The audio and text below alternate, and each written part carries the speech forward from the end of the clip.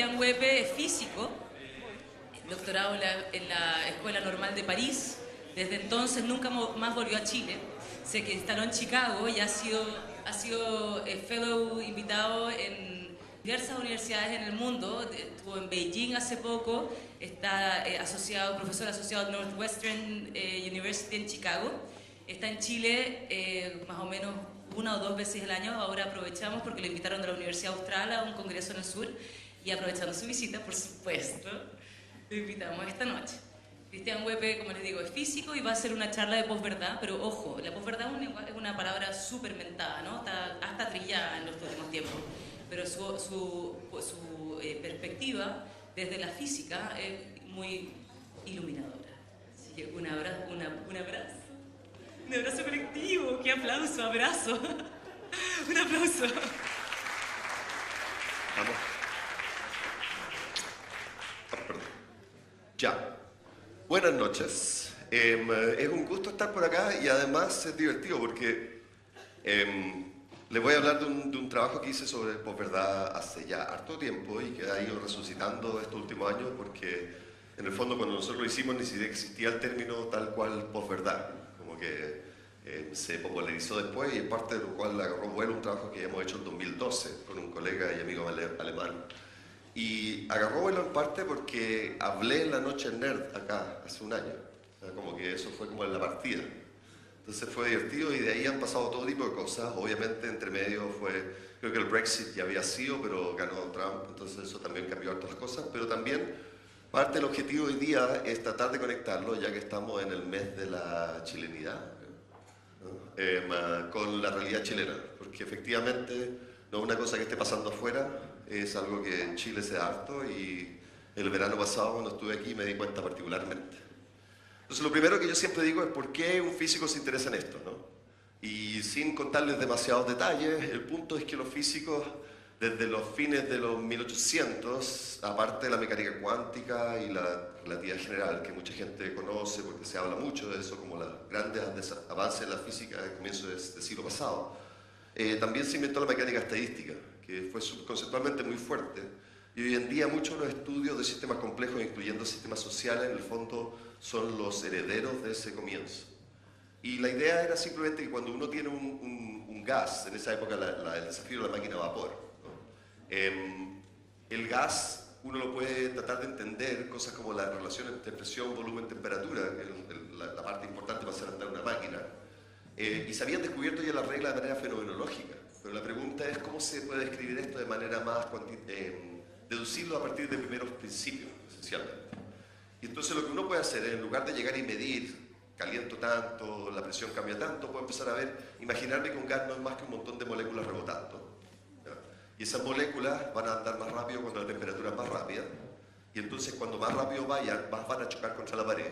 Mientras más choquen contra la pared, más van a hacer fuerza contra la pared, y eso es la presión.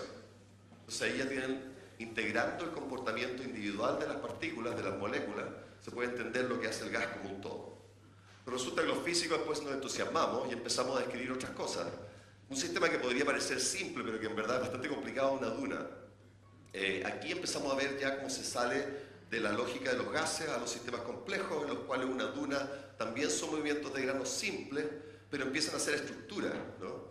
Y ahí es donde eso le llamamos un fenómeno emergente. Estas estructuras, por ejemplo, estos tamaños y esta periodicidad perfecta es un fenómeno emergente, algo que es más que la suma de las partes y que resulta de la interacción de muchas cosas que están juntas. Bueno, en la medida que nos entusiasmamos empezamos a modelar otras cosas y entonces uno puede empezar a modelar, no sé, insectos, porque al final de cuentas en lugar de un montón de moléculas son un montón de animalitos, tejidos, porque son un montón de células, aves, ¿no es cierto?, una bandada de aves, e incluso un montón de humanos, un poco con el mismo concepto. Consideramos las reglas individuales, las integramos un montón y vemos qué pasa en el colectivo. Y después nos interesó también la parte más tecnológica. Entonces hoy en día hay varias gente que trabaja en grupos de robots, en enjambres de robots, con la idea de que en lugar de tener un solo robot que haga algo, vamos a tener un montón de robots que puedan hacer colectivamente algo. El problema luego es inverso.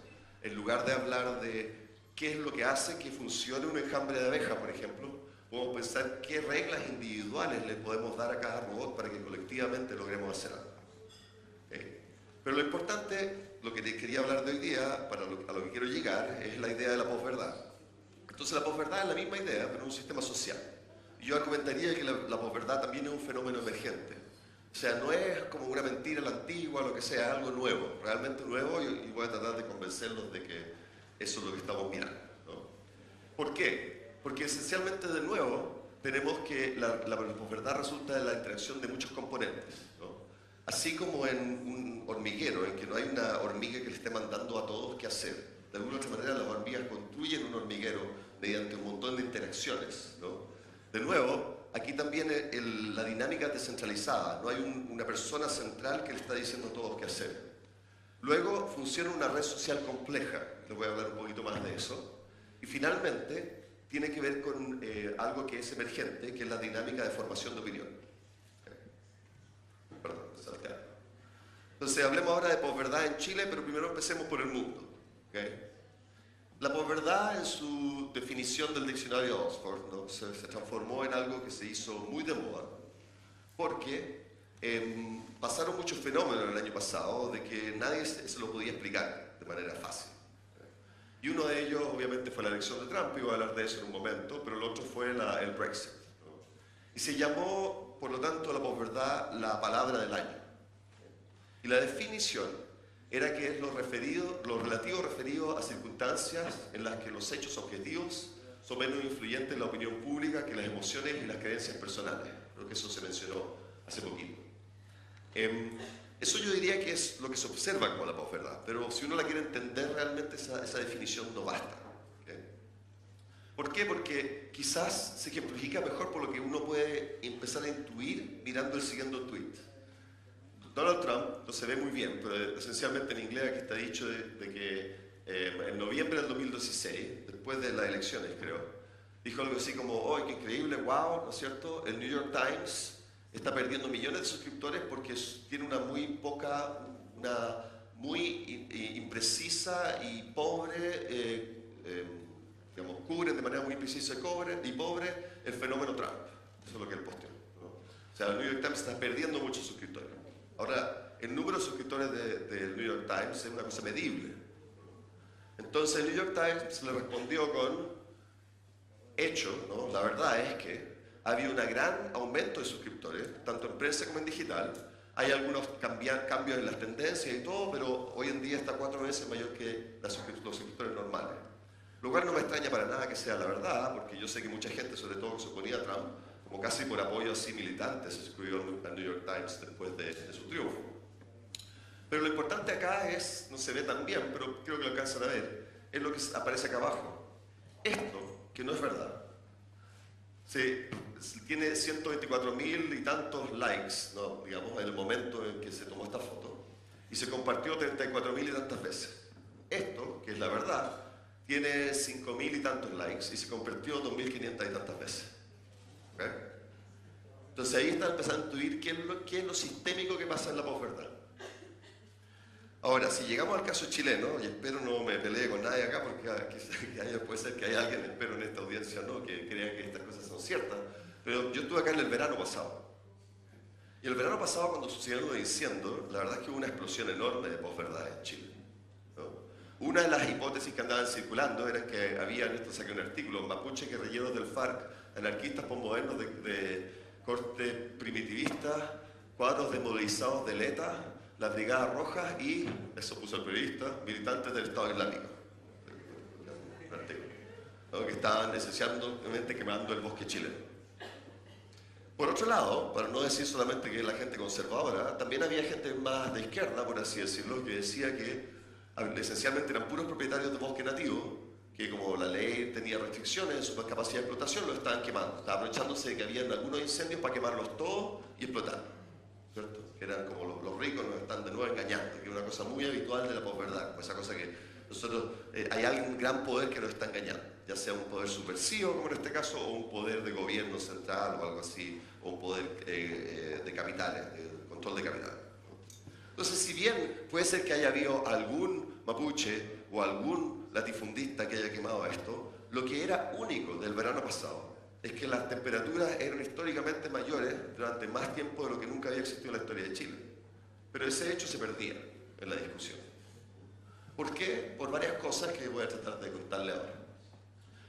Ahora, hay otro ejemplo, este yo no lo conozco mucho porque no estaba acá, pero creo que hubo un debate presidencial donde Pablo Porto lanzó una idea, ¿no? Que ustedes lo deben conocer más que yo, de que él había matado a un montón de criminales para esencialmente la idea de que el crimen en Chile está desbordado, ¿no? Ahora, es bien raro porque en Chile, yo solo miro de afuera, todas las estadísticas dicen que el crimen está así, claro, hay cierto tipo de crímenes que ha subido, es una discusión larga cómo ha cambiado el crimen en Chile. Le afecta a más gente, hay algunos crímenes extremos que son más comunes, no es completamente irracional sentir de que hay una cierta inseguridad porque han habido cambios en cómo el crimen se manifiesta. Pero si uno hace las mediciones, no ha habido ni un cambio explosivo. Lo que ha cambiado explosivamente es la sensación de inseguridad. Y a mí me impresiona hasta qué punto los candidatos presidenciales o ciertos partidos en algún momento hablan de que no, Chile está más inseguro que nunca. Cuando le preguntamos a la gente si se siente insegura, la gente se siente mucho más insegura. Pero eso no es el dato, ¿no? Ese no es el dato de si están inseguros, no, eso es la sensación. Entonces me parece un poquito falso argumentar basado en la sensación de la gente más que basado en los datos reales. Además que ellos al decir eso están aumentando la sensación.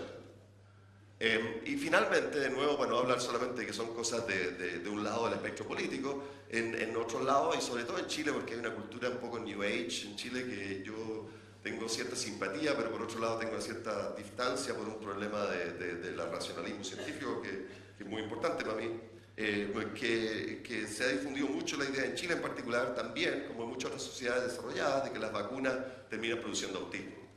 Ahora, las farmacéuticas obviamente son empresas con fines de lucro que, como todas máquinas, sí, a veces pueden llegar y abusar de manera enorme, ¿no? Pero por otro lado, han habido estudios muy serios en muchos lugares del mundo y no hay ni una confirmación de correlaciones entre las vacunas y el autismo. Entonces uno en algún momento tiene que empezar a dejarla tincada y ver los datos. Estoy dando ejemplos.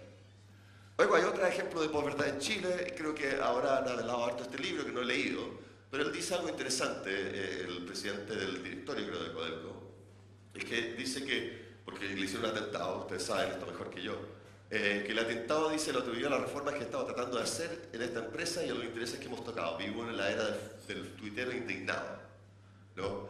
Entonces también le muestra los peligros de la posverdad, que llegan a hacer que alguien se enoje tanto que le ponga una bomba al tipo. Cuando el tipo puede tomar decisiones más o menos racionales, lo que sea, pero no es la encarnación del demonio, ¿okay?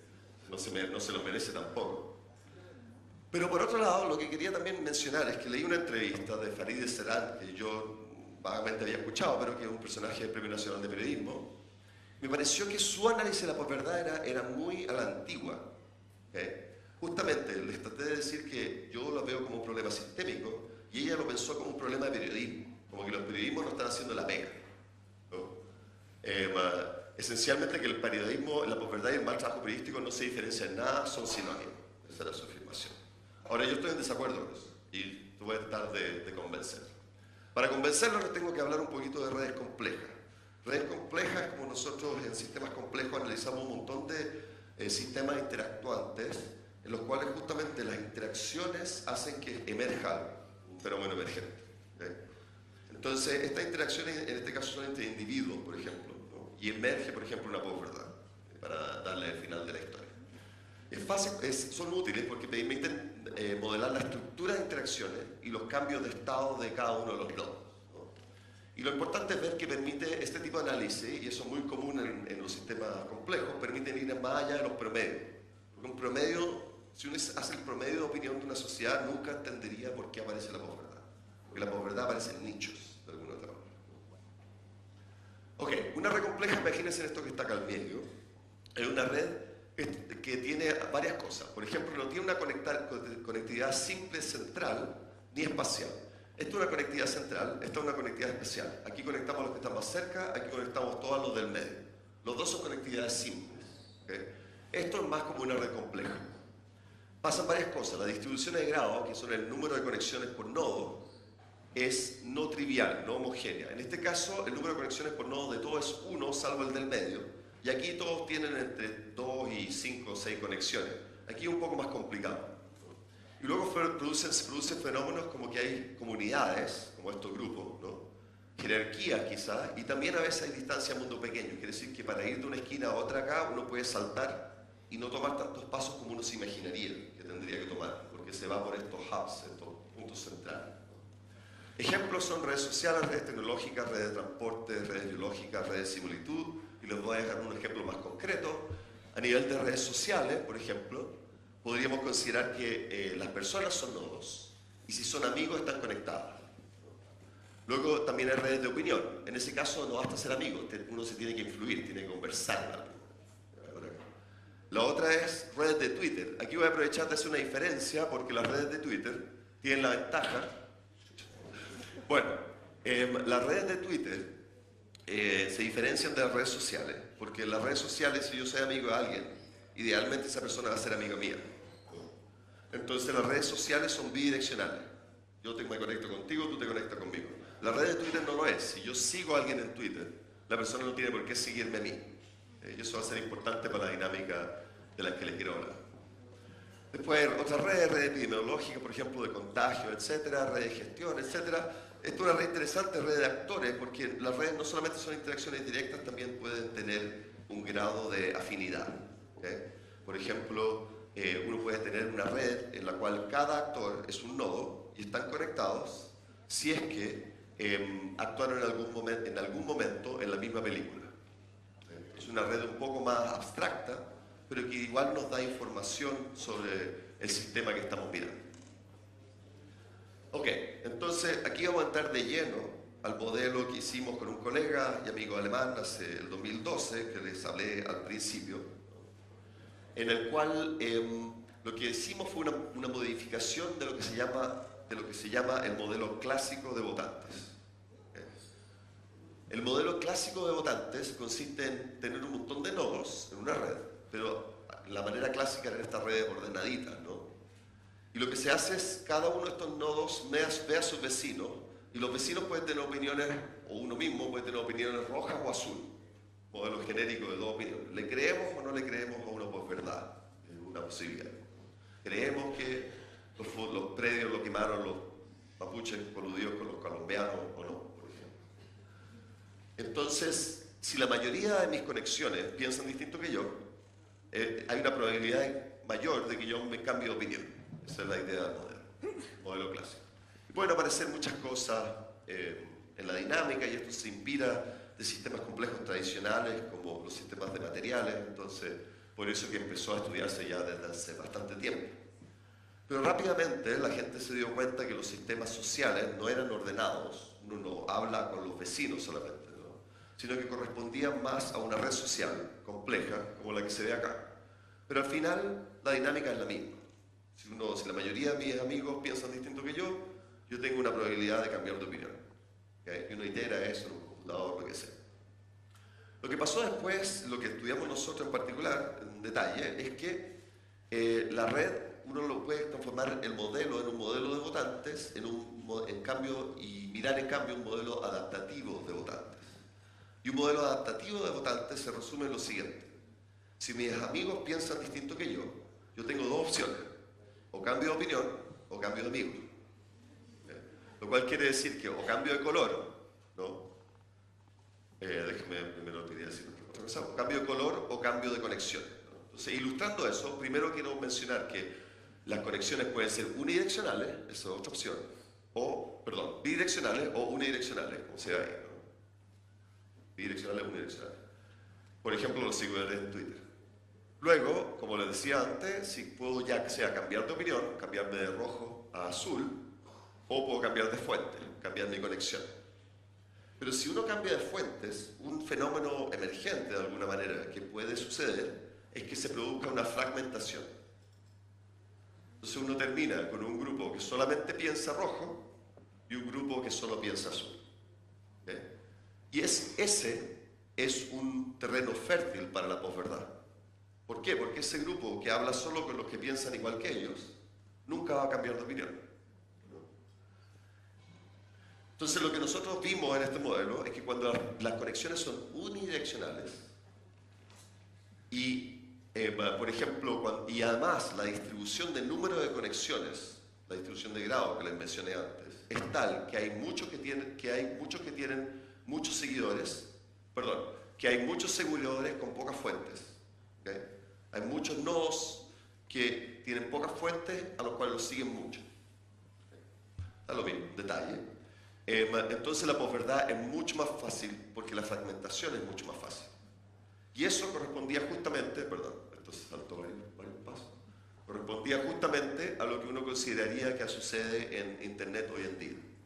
Entonces el tipo de conexiones que tenemos hoy en día en Internet hace mucho más fácil, de manera casi matemática, sistémica, de que se fragmenten las comunidades, y eso hace mucho más fácil que aparezcan dinámicas de posverdad internas.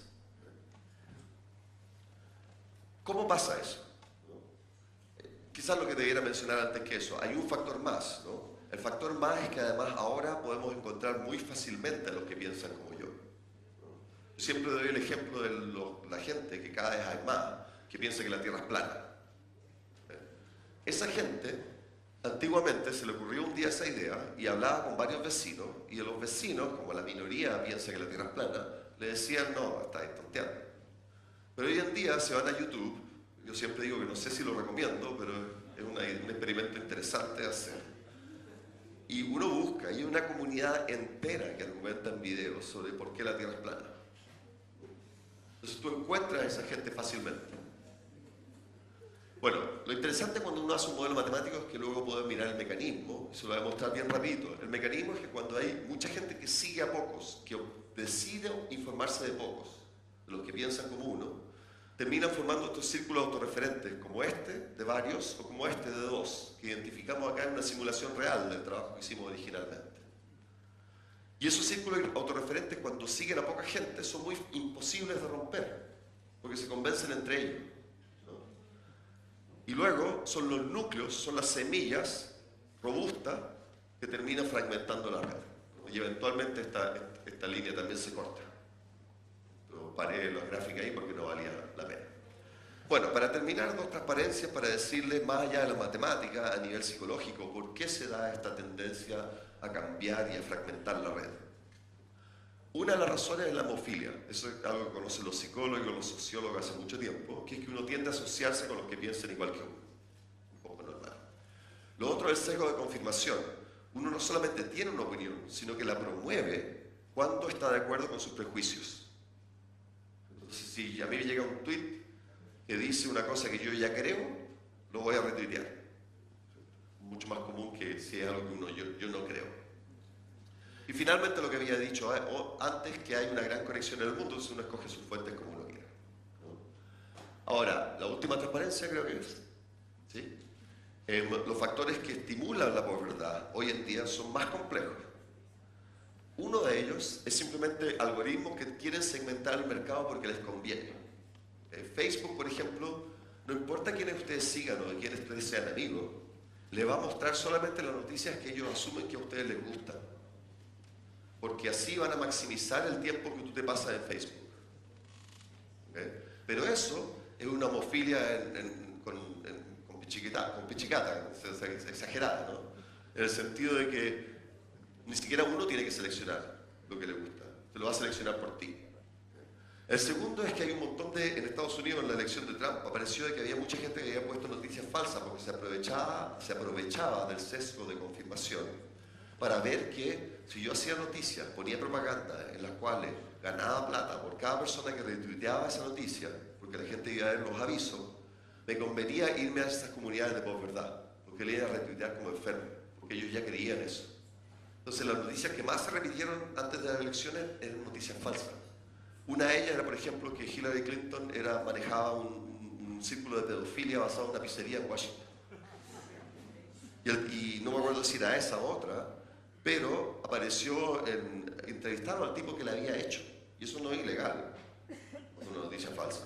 Y el tipo incluso votó por la Hillary Clinton, porque el tipo lo hizo simplemente para ganar plata, porque se dio cuenta que esas comunidades eran más proclives a repetirlo y por lo tanto a ver los avisos. Luego hay una gran desconfianza en las organizaciones y los expertos hoy en día.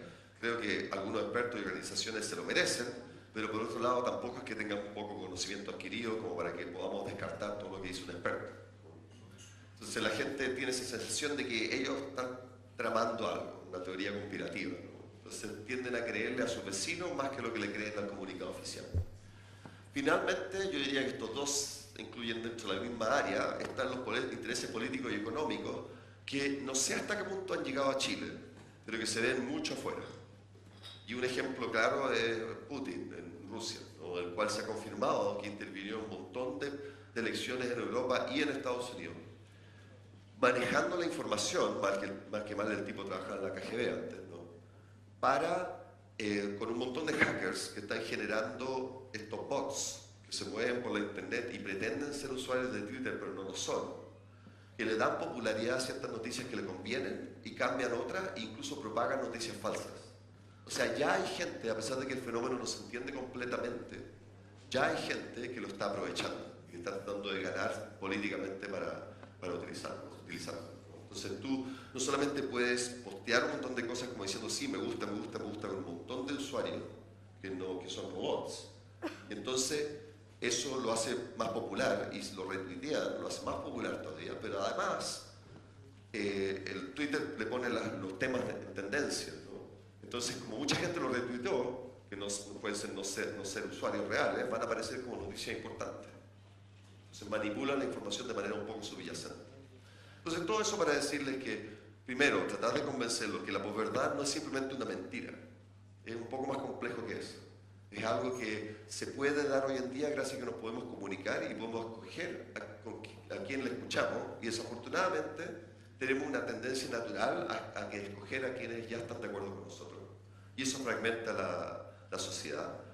Y por otro lado, de que es un fenómeno muy importante, que está aquí para quedarse y que va a ser esencial para el futuro para definir políticas públicas importantes y que no está ajeno a Chile para nada. De hecho, en Chile yo creo que está recién empezando.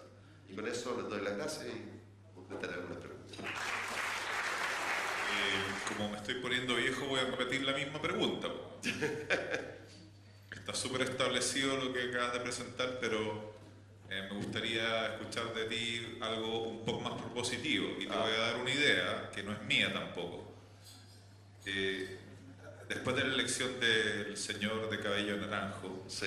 se planteó entre círculos progresistas que lo que hay que hacer es conversar con el enemigo, porque si no te quedas en tu echo chamber, conversando con tus amigos y no hay diálogo y nos quedamos en algo que efectivamente pasa en Chile, que Chile es 45-45 más 10.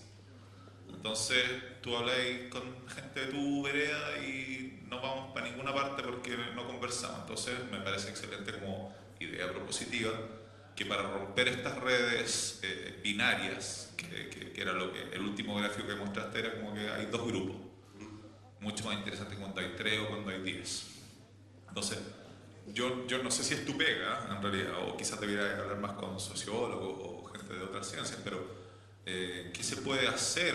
Porque creo que tu diagnóstico es más o menos compartido. La posverdad es mala con respecto a lo que podríamos definir como verdad. Entonces, ¿qué perspectiva tenés tú como para poder romper esos círculos? Sí, o sea, mi mensaje también era que es un problema sistémico, que no solamente es malo, ¿no? Pero justamente yo creo que cuando uno entiende que es un problema sistémico se tiene que dar cuenta que la solución tiene que ser sistémica. Idealmente todos iríamos y escucharíamos distintas fuentes de información y nos informaríamos, y creo que la educación, y hay gente que habla de que hoy en día cuando hablamos de educación para un mundo digital le estamos enseñando a la gente a usar internet, pero no a manipular la información, a procesar la información de internet, que es otra cosa. Creo que eso es súper importante.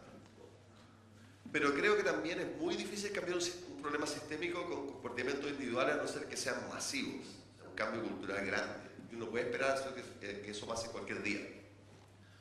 Entonces hay varias cosas que a mí sí me atañen, porque después de que esto tuvo cierto éxito, un montón de gente te empieza a preguntar eso.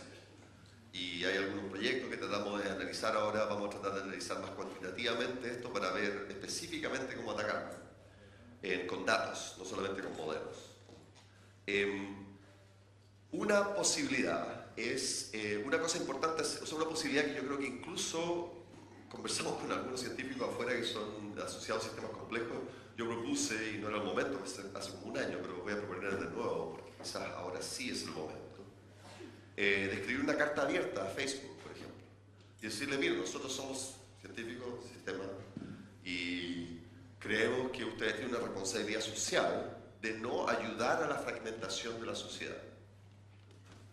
Creo que eso perfectamente se podría seguir con legislación. O sea, hay muchos ejemplos de legislación en que el lucro individual de la empresa se legisla para no producir un mal social mayor. Y hay maneras algorítmicas de mostrarle a la gente cosas con las cuales no necesariamente están radicalmente en desacuerdo, porque tampoco les serviría mucho. La gente no la va a ver. Sino cosas que están al límite de lo que la persona podría querer aceptar o discutir.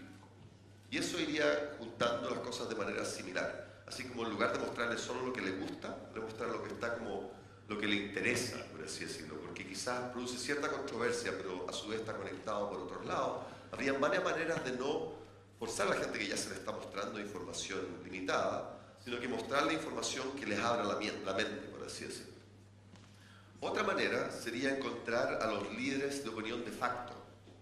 Antiguamente, cuando aparecía una posverdad, aparecía, no sé, el líder sindical, el presidente, el periodista respetado, el comunicado de prensa, y lograba detener la posverdad de alguna otra manera. O sea, la gente llegaba porque había una cierta autoridad que la gente reconocía.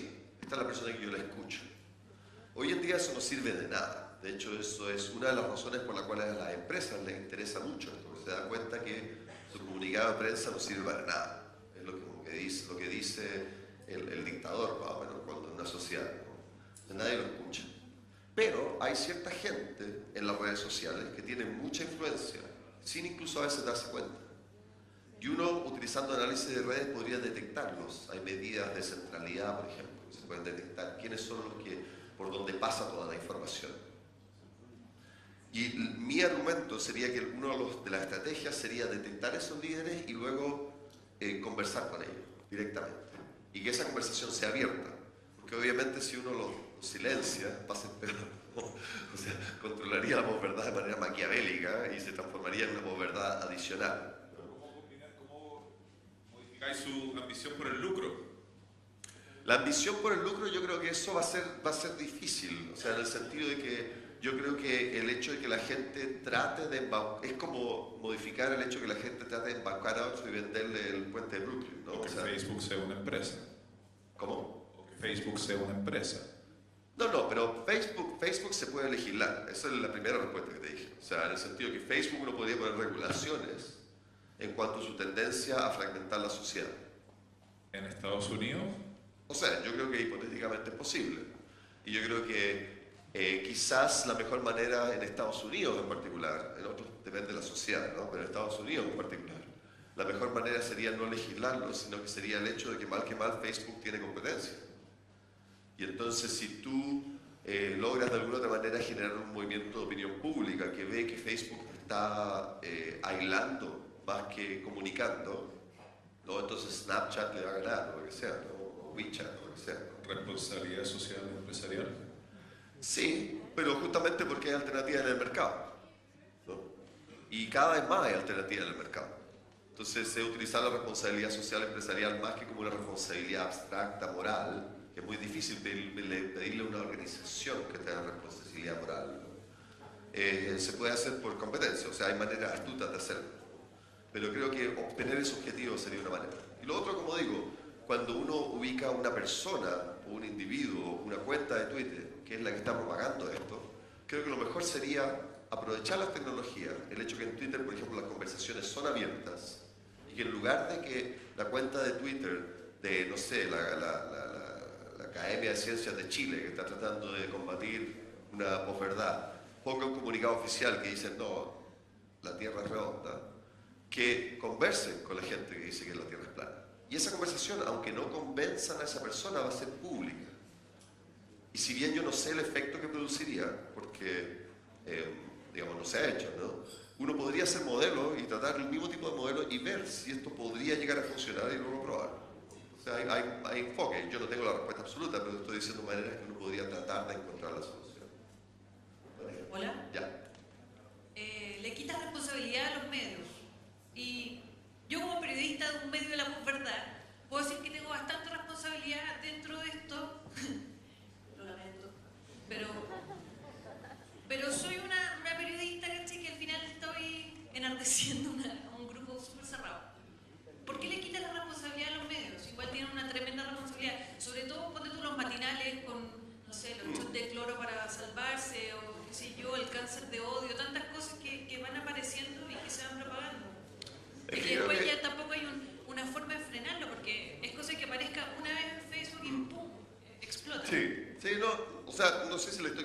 responsabilidad de los medios. Yo creo que los medios tienen responsabilidad.